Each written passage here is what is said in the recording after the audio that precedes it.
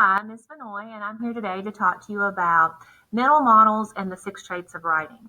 The six traits of writing are the different parts that help you make a really strong writing piece, whether you can use that and apply it with narratives or with informative or argumentative pieces.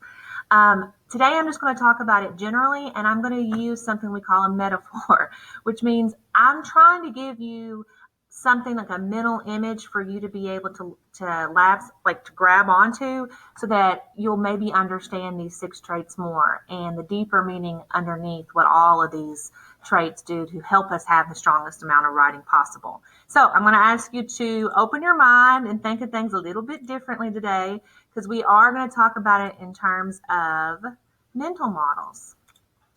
All right, so as you can see, there's a skeleton here, and we're talking about the six traits of writing mental model.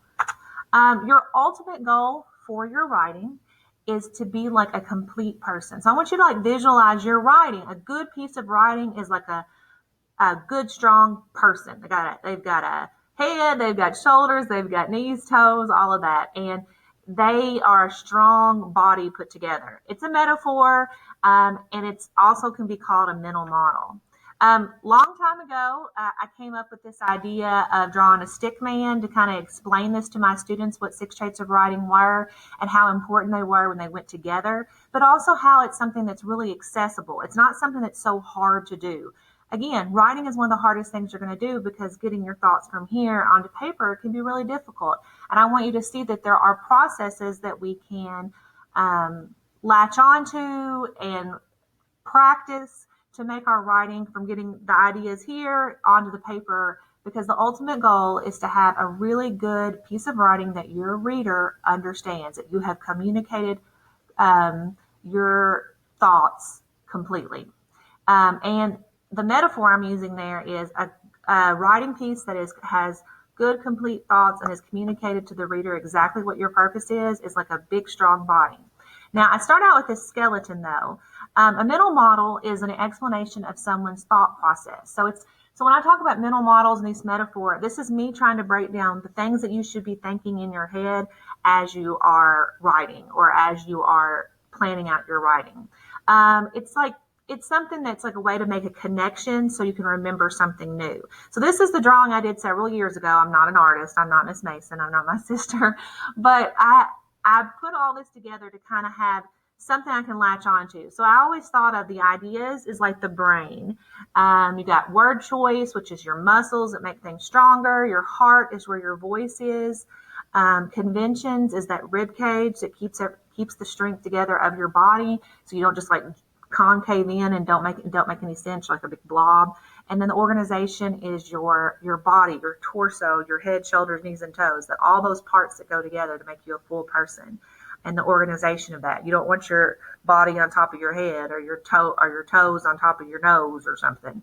And then the legs and the feet is your sentence fluency, because that to me goes along with this idea of somebody who can walk very easily and is kind of like the equivalent of some sentence fluency. You think of the sentences as your legs, and if you're able to easily communicate through your sentences and they flow easily, that's kind of like a good stride to your walk or your run.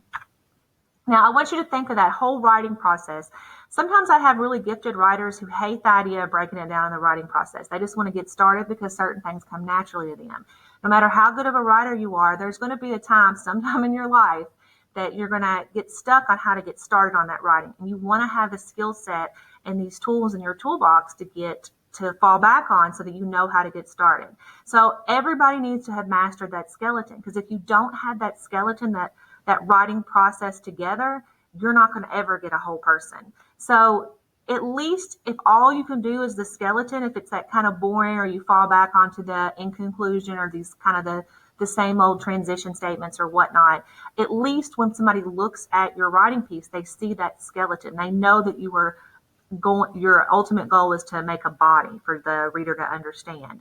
So that's okay. But the more you write, the more you'll be able to put your own spin on it and make your writing your own and unique. So all skeletons, that writing process, look the same. Students sometimes complain that when they start to write 3.8s or 2.6s, it's boring and redundant and it's the same old thing. But that's like your skeleton. Pretty much everybody's skeleton is going to look exactly the same. It's when you start putting your skin and your eyes and your hair and your nose and all that on there, the other parts of the writing traits that we're going to talk about, that's when you start to look different and makes it unique. But you can never get to that point until you have that strong skeleton. I want you to think of it like the organization and the conventions are the most important things that you get down. You have to have that to make your skeleton, because the organization is your body. That's what organizes the writing. It basically represents the beginning, middle, and end. Can you come up with at least that body structure? The rib cage is also important. That's your grammar and your spelling, punctuation, and things like that. Because if you don't have that, you're not holding that body together. People aren't going to be able to understand what you're writing. It's not going to hold the torso in the shape of the body that it needs to be, because you haven't communicated effectively, because there's too many errors, like with grammar or spelling or whatever, and they don't understand what you're talking about. And then when you think of it all together, that's essentially understanding the point of what the skeleton, the writing structure. The rest of the body parts are when you can be creative about your choices that stand out. Like this person's ideas are very technical, look like a gaming board. This person's word choice has got really strong muscles, and he's like a muscle man. This heart looks kind of cheesy and is running, and these legs are just extremely flexible.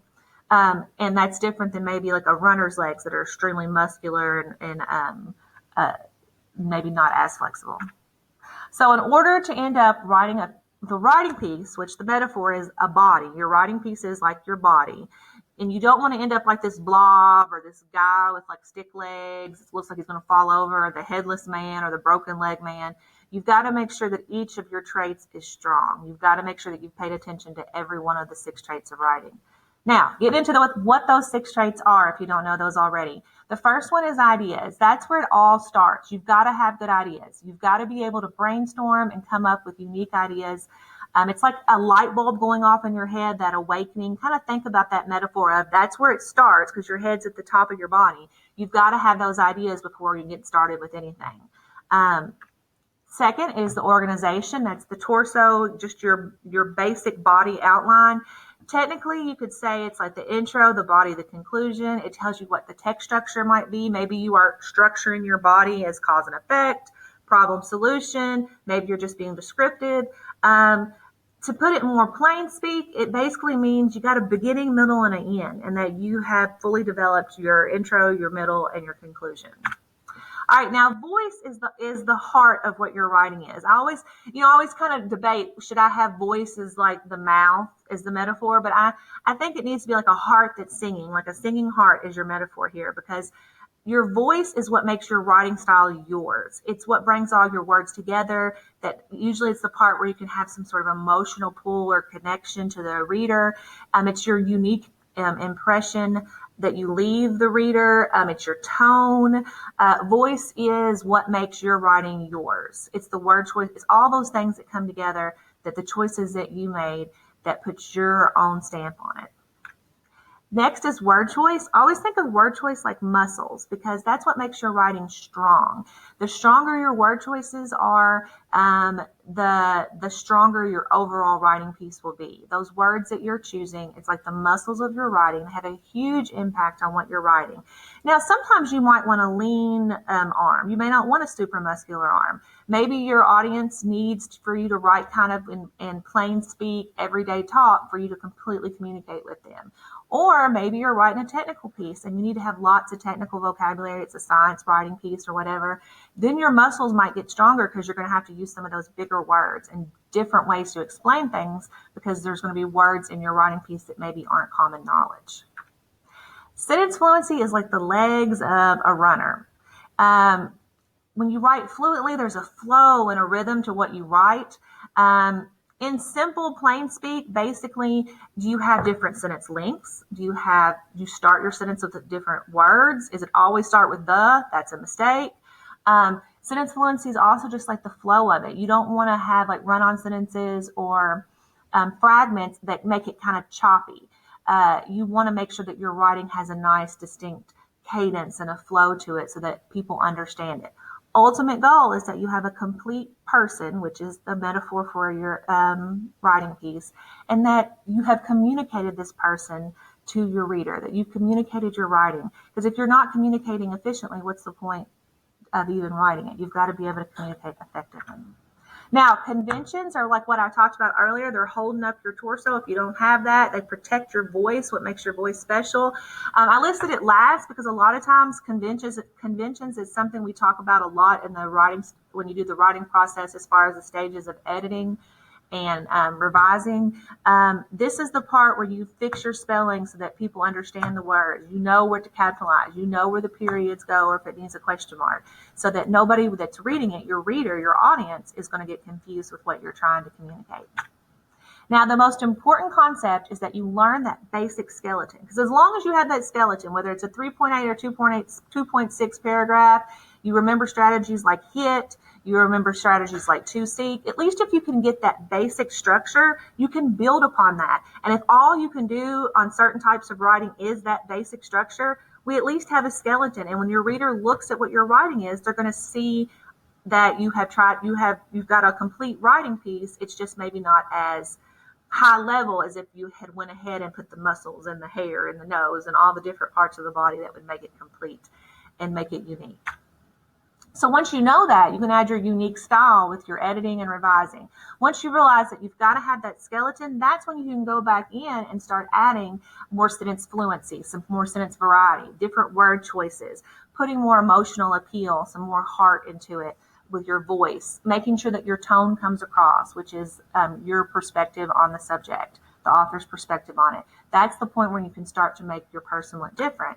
And I want you to remember that everyone has to have that skeleton to their writing. Everybody does. Good writers, writers that are just getting started and understanding the writing process. You've got to have that skeleton. From there, you can start making your writing, which again is the metaphor for a person. They'll all look different because of what you choose in your writing choices within the 6 traits of writing. And so this is just kind of a showing that everybody's person, everybody's writing can be different. I really appreciate your time. We'll revisit this metaphor, this mental model, several times throughout the year, maybe continuously is probably the best way to say it. If you have any questions, contact me, Miss Vanoy, and I hope that you have a great day. Thanks.